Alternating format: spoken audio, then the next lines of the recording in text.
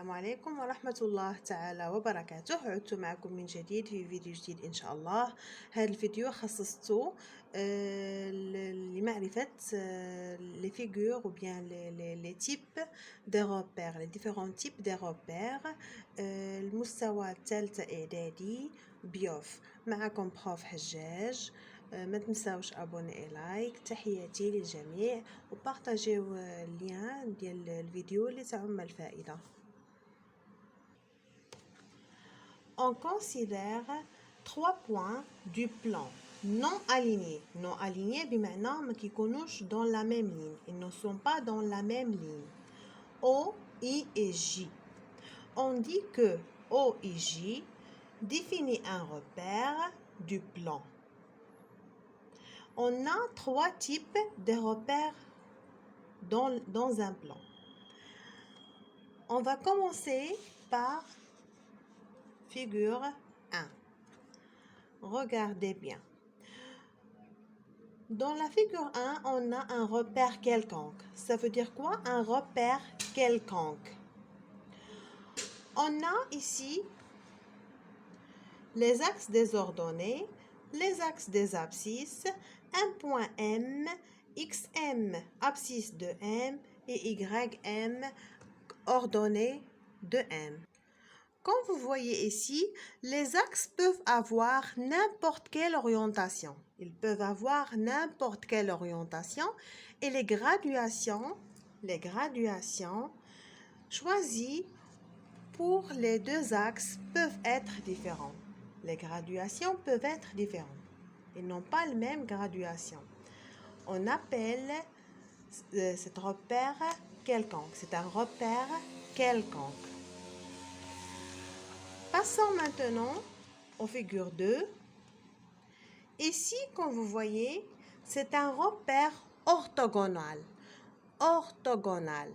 Un repère orthogonal, on a les deux axes, les axes des abscisses et les axes des ordonnées sont perpendiculaires. Ils sont comment? Ils sont perpendiculaires, mais les graduations des deux axes peuvent être différentes. Par exemple, ici on a OI 3 centimes par exemple, et OJ c'est 4. Ici on commence par 1 et ici on va commencer par 1. Ils n'ont pas les mêmes graduations. C'est un repère orthogonal. Figure 3, repère orthonormé. Repère orthonormé, les deux axes sont perpendiculaires et portent des graduations identiques. Le point O est équidistant de I et J.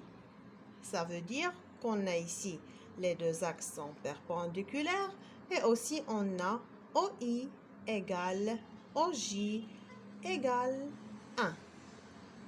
Ils ont la même distance.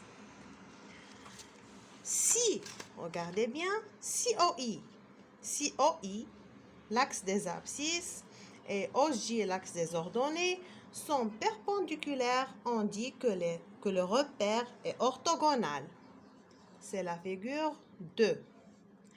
Si de plus, ça veut dire quoi? Ça veut dire que OI et OJ sont perpendiculaires et on a aussi OI égale OJ égale 1.